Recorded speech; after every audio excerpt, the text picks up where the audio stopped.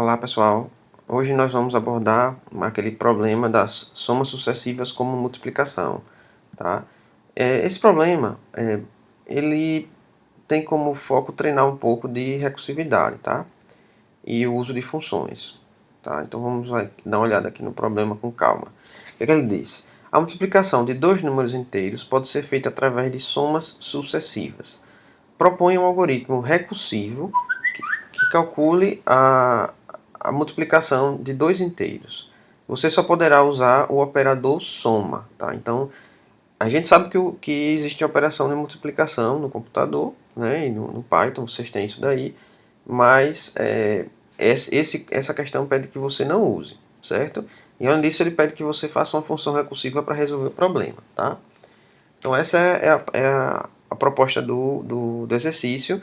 Ele recebe como entrada dois números inteiros e recebe deve retornar um número inteiro representando a soma, né, que foi feita, que deve ser feita de forma, né, sucessiva para representar a multiplicação, tá? O que é que, né, a gente quer dizer com isso, né? Então vejamos, ó. O que a gente quer dizer com isso é o seguinte: se você leu n e m, que são os dois números como ele está pedindo, e vamos supor que n seja igual a 2 e m seja igual a 3, tá? Então você vai ter que fazer, né, 2 vezes 3. Só que ele pede para fazer somas sucessivas. Então você vai fazer 2 vezes 3, ou seja, você vai fazer 2 mais 2 mais 2. São 3 somas do valor 2.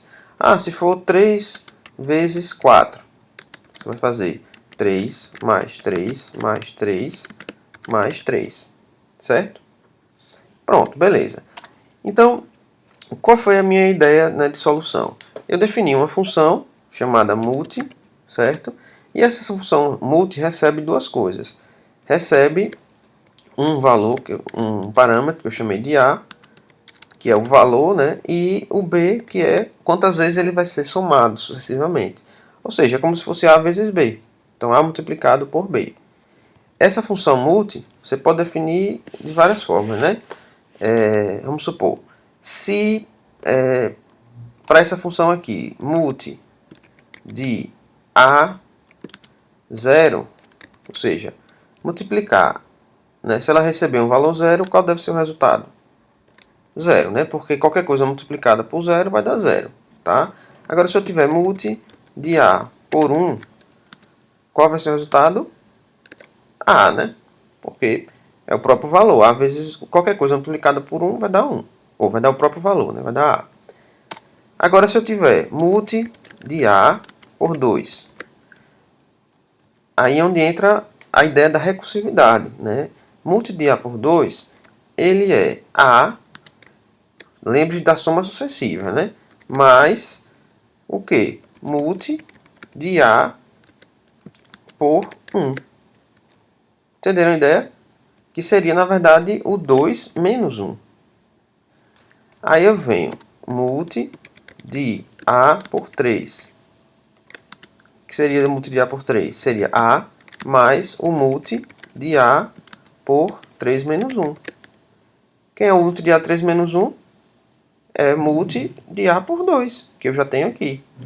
E assim por diante, né? Eu vou fazendo multi de A por 4, que seria igual a A mais multi de A por 4 menos 1. Ok? Pronto, beleza. Então, a solução que eu dei foi justamente definir uma função, né, que chamei multi, que recebe A e B, e tem esses casos que a gente chama de casos base, tá? Quando o B é igual a zero, ele cai no caso, ó, que eu já defini aqui, certo? Ele retorna zero. Quando o B é igual a 1, tá? Ele vai retornar o próprio A. Tá aqui, ó, retorna o próprio A.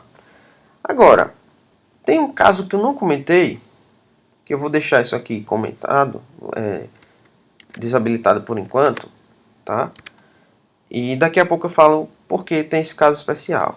Então, se não for o 0, não for o 1, ele vai cair no caso de somar o A com a multiplicação de A por B menos 1. Porque B nem é 0 e B não é 1. Ele não caiu em nenhum desses casos. Então B pode ser 2, 3, 4, 5, 6, 7 e assim por diante. Certo? Então ele vai definir a função recursivamente. Ou seja, eu chamo a própria função, né, passando um valor que tende a chegar em um caso base. Porque se eu diminuo o valor do próximo B que vai entrar aqui, né, a cada vez que, cada iteração ele vai tender a chegar no caso ser um valor igual a 1, tá? Portanto, que já retorna o valor diretamente, não chama mais recursivamente, certo? Então, vamos rodar esse programa aqui, tá? Eu vou tirar essas para a gente executar, ok?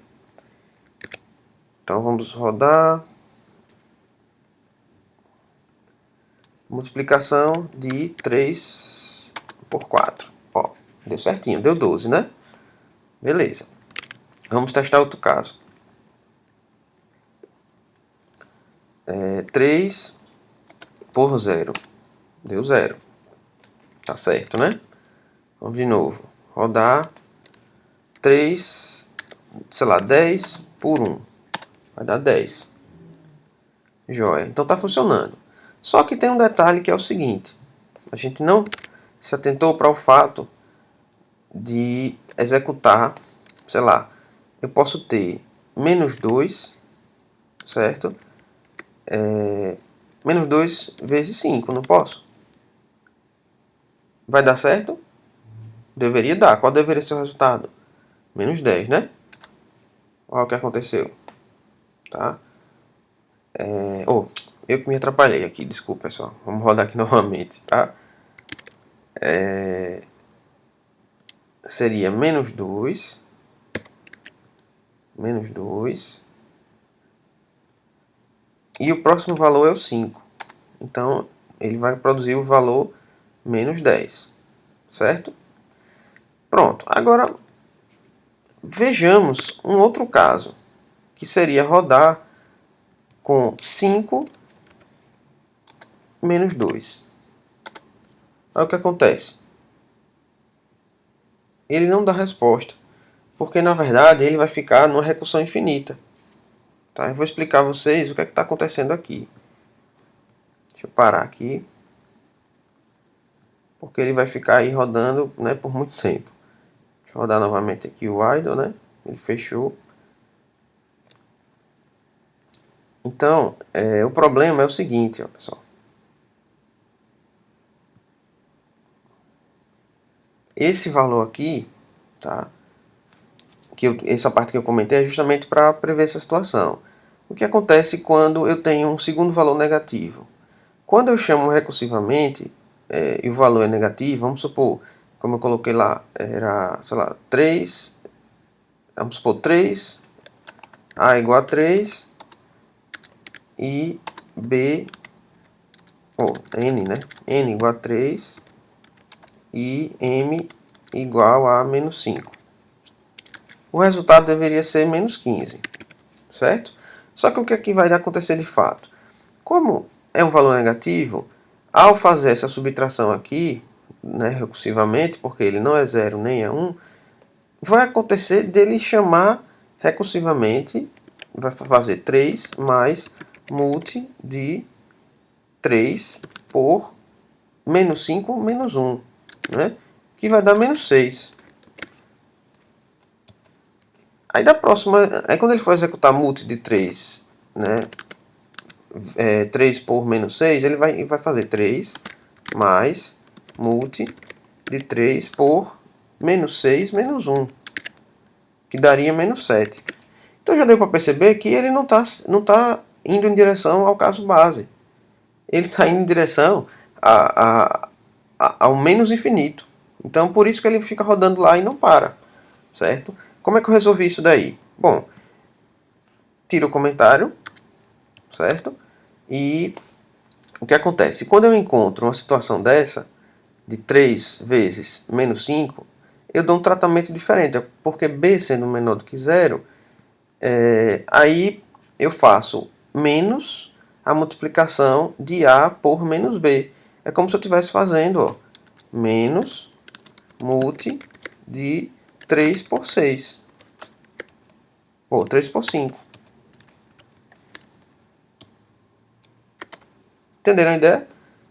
Se eu quero calcular multi de 3 por menos 5, primeiro eu transformo isso em menos multi de 3 por 5, e aí ele vai começar 3 mais multi de 3 por 4, 5 menos 1, que seria 3 mais multi seria 3 mais 3 mais multi de 3 por 4 menos 1. E aí ele vai fazendo isso até chegar no caso base, certo? Então vamos rodar novamente só para vocês verem que agora está funcionando corretamente, tá?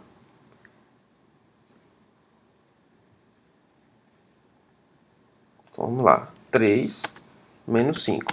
Ó, deu a resposta certa, menos 15. Beleza? Bom, então é isso aí. Até a próxima aula, pessoal.